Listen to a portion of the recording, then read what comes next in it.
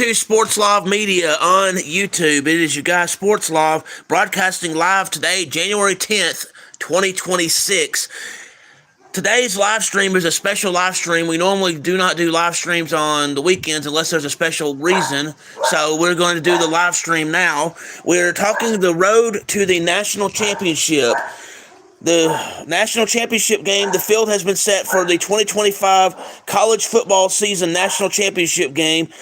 That national championship game is number 10, Miami versus number 1, Indiana. Let's look at the road to the national championship, starting with Miami and Florida. Defeated then number 6, Notre Dame, 27-24. Defeated Bethune, 45-3. Defeated then number 18, South Florida, 49-12. Defeated Florida, 26-7. Defeated then number 18, Florida State, 28-20. Lost to Louisville, 24-21. Let's see. Defeated Stanford, 42-7. Lost to SMU, 26-20. Defeated Syracuse, 38-10. Defeated NC State, 41-7. Defeated Virginia Tech, 34-17. Defeated then number 22 Pitt, 38-7.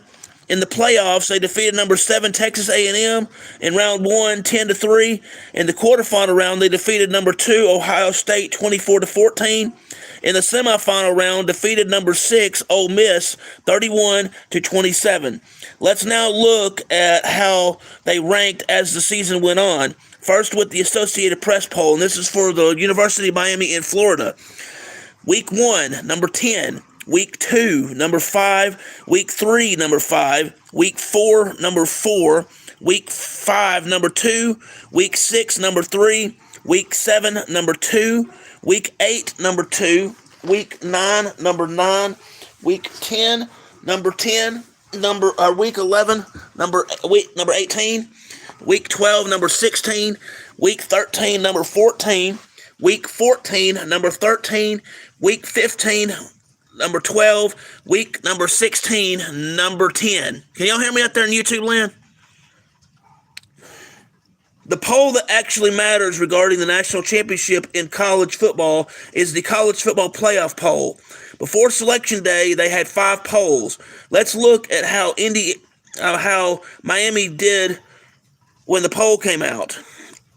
On November 4th, they were 18th. November 11th, number 15. November 18th, number 13. November 25th, number 12. December 2nd, number 12. December 7th, on selection day, they finished as number 10. All right. So let's continue talking about Miami football. Now let's look at some of the stats for Miami football. First, from the player perspective, Carson Beck as quarterback, 296 completions out of 398 attempts for 3,313 yards, and his complete percentage was 74.4%. He had 27 touchdowns, 10 interceptions, and was sacked 13 times. Let's look at how some of the rushers did. Mark Fletcher Jr., 177 carries, 947 yards, 10 touchdowns. Sharmar Drowan, 105 carries, 415 yards, 6 touchdowns. Gerard Pringle Jr., 62 carries, 375 yards, 4 touchdowns. Jordan Lyle, 35 carries, 108 yards, 1 touchdown. Chris Wheatley Humphrey, 22 carries, 108 yards, 0 touchdowns. Malachi Tony, 21 carries, 102 yards, 1 touchdown. Carson Beck, the quarterback, also had 49 carries for 56 yards and 1 touchdown. The lead receiver is Malachi Tony with 94 receptions, 1,008 yards, 8 touchdowns. In kicking, the main kicker, Carter Davis, he made 45 extra points out of 45 extra point attempts. In field goals, he made 16 out of attempted 21, which was 76.2% field goal percentage. 52 is the longest field goal made, and the total score was 93 points. On defense, 2 players come to mind. Mohamed Toure, 69 total tackles, 1 time got a sack. The other one is Akeem Mesidor, 56 total tackles, had 10.5 sacks. Now for the team stats, let's see. They averaged 31.6 points a game. They scored 443 points and had 56 total touchdowns.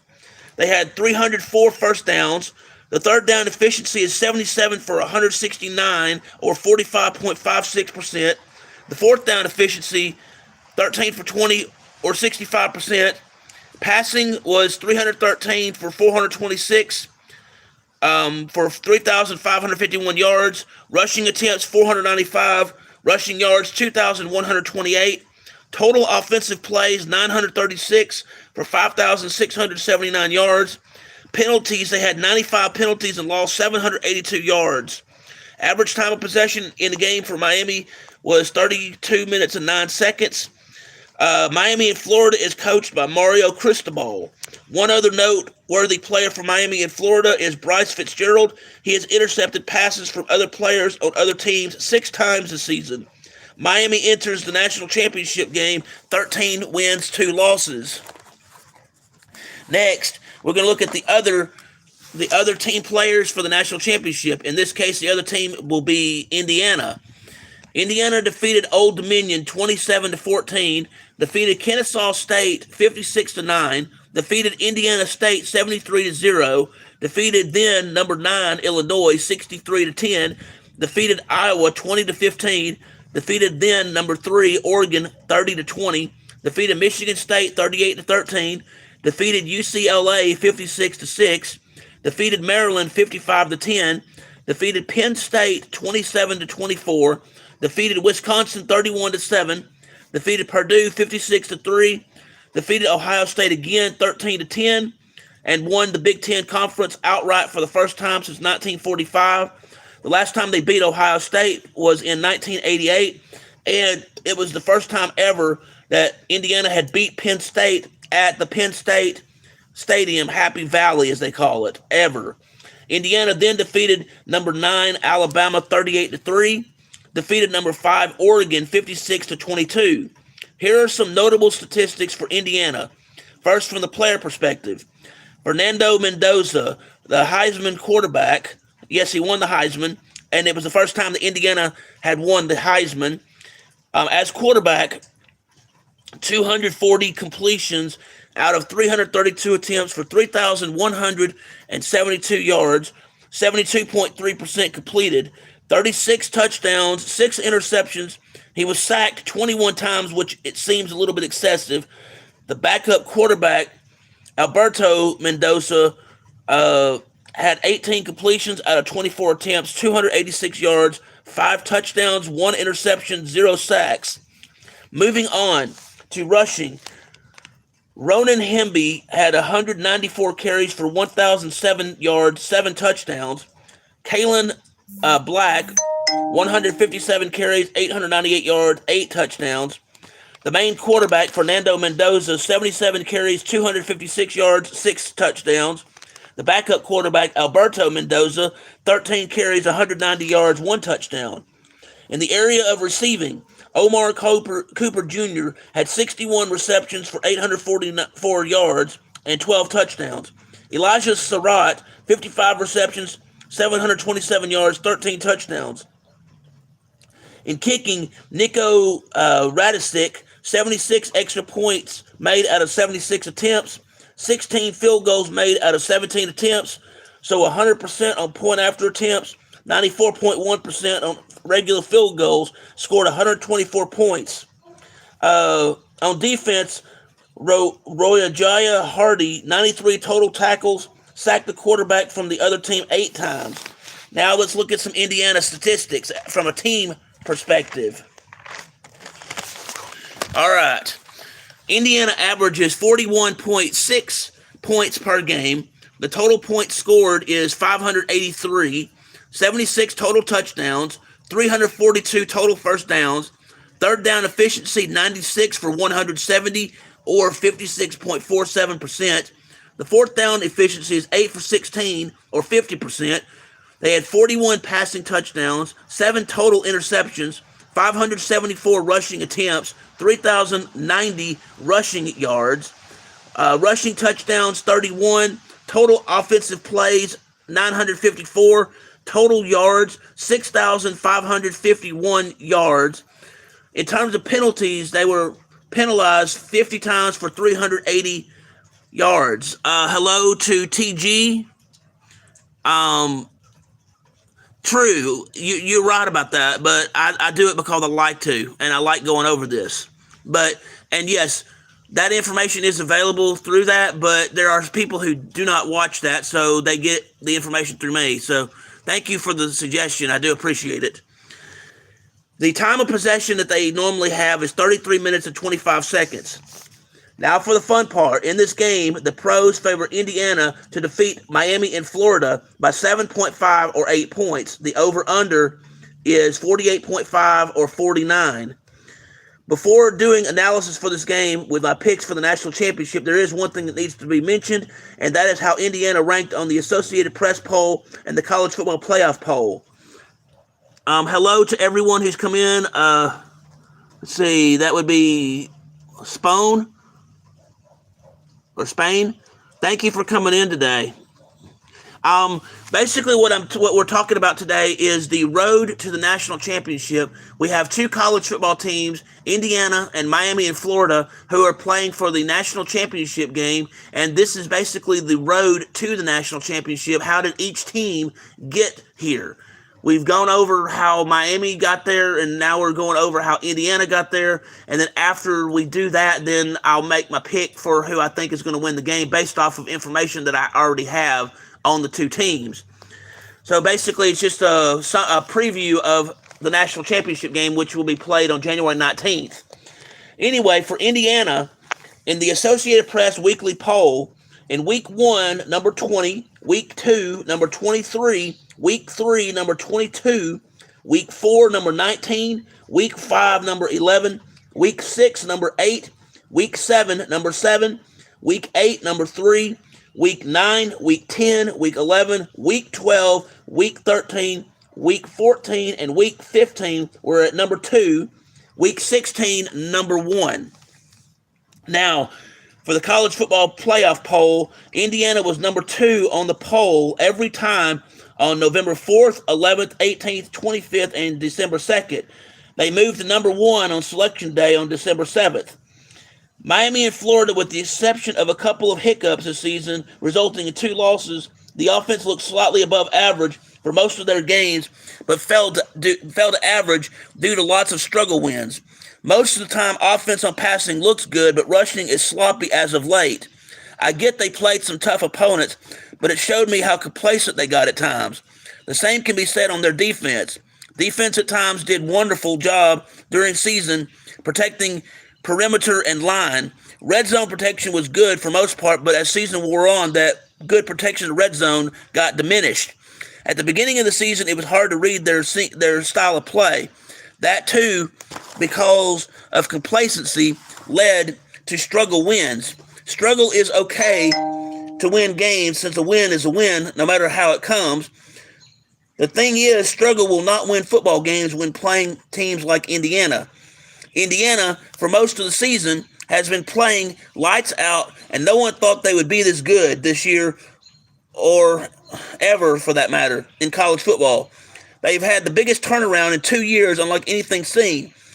They go from worst team in college football history overall with their win-loss record in all their game history in football to national championship contenders. Last year, Indiana made the playoffs and came up short, but this year it's like they are playing with vengeance, attitude, and grit.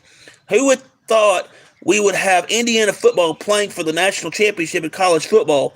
No one yet. Here we are. The quarterback in passing needs to have better protection due to numerous times being sacked. In fact, he's been sacked so many times, I worry that if it continues, it could lead to injury. Despite that, the team comes together and still does magic. They win games and dominate. Offense is above average in scoring points, both in rushing and passing. Again, the quarterback needs better protection.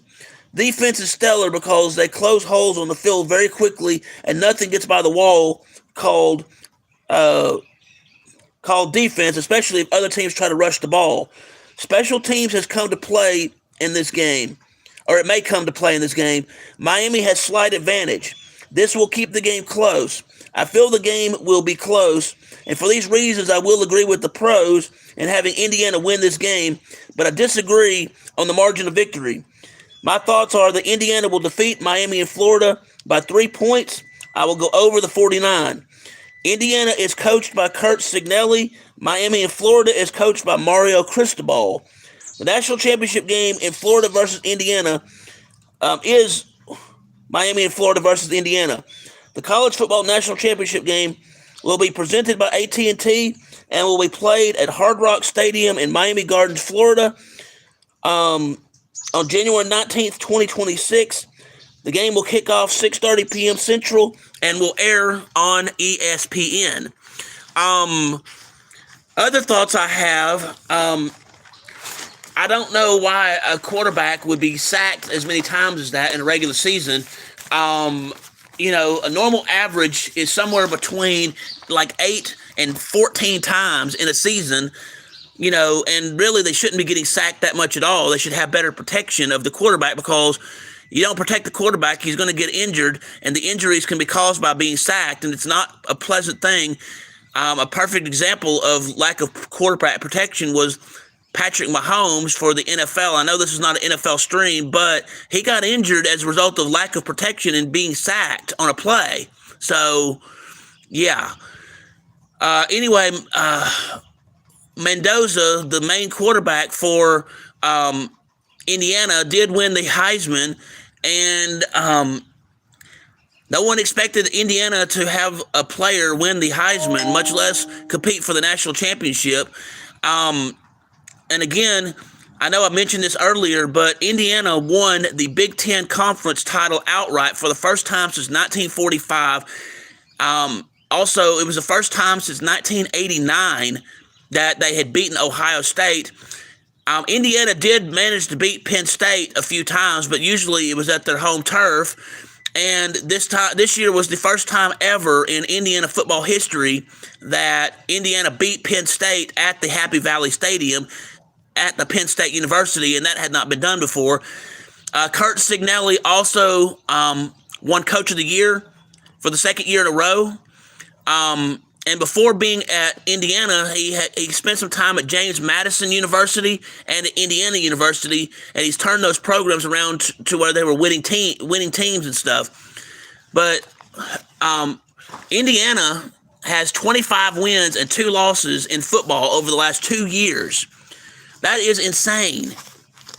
You go from being mediocre at best to the bottom part of mediocre or worse, and you turn that around in less than 2 years, and now you're a national championship contender. And I'm not saying contender as a bad thing, but one of the things I heard was that this particular year, Indiana was supposed to finish like 17th out of 18 within their conference, and they weren't supposed to do this well, but yet they did. So we shall see what happens with that and everything. So anyway, I thank you for tuning in to this special broadcast this morning of the road to the national championship. I appreciate you hearing this on Sports Live Media. I do ask that if you will, please hit the like button, please hit the subscribe button, please hit the notification bell so you can be made aware of when I'm doing these live streams, when I have sports action videos, when I have sports education videos, again, when I broadcast live, or when I have breaking news in the sports world. Also, if you wish to subscribe to the channel, if you wish to do so, you can do so 2 ways. You can do so by going to www.youtube.com, the slash symbol, the at symbol, SPORTSLOV, or you can go on the YouTube search tab and type in Sports Live Media, that's 2 words, SPORTSLOVMEDIA. You'll know it's me because I have Sports Live Media burned into a basketball as my avatar. I'm also on Twitter X. My handle there is at BobAmin16. That is the at symbol, BOBAMIN 16. Anybody have any questions, comments? What are your thoughts? Do you want Indiana to win the game, or do you want Miami and Florida to win the game? Speaking of that same game, I forget, it was a few months ago, but Nick Saban on the game day thing that he does on ESPN mentioned in a comment that he said he didn't know if Miami would make the playoffs, but if Miami made the playoffs, they would be a dangerous team and very hard to beat in their quest for a national championship. He said that a few months ago. So, I was talking about college football.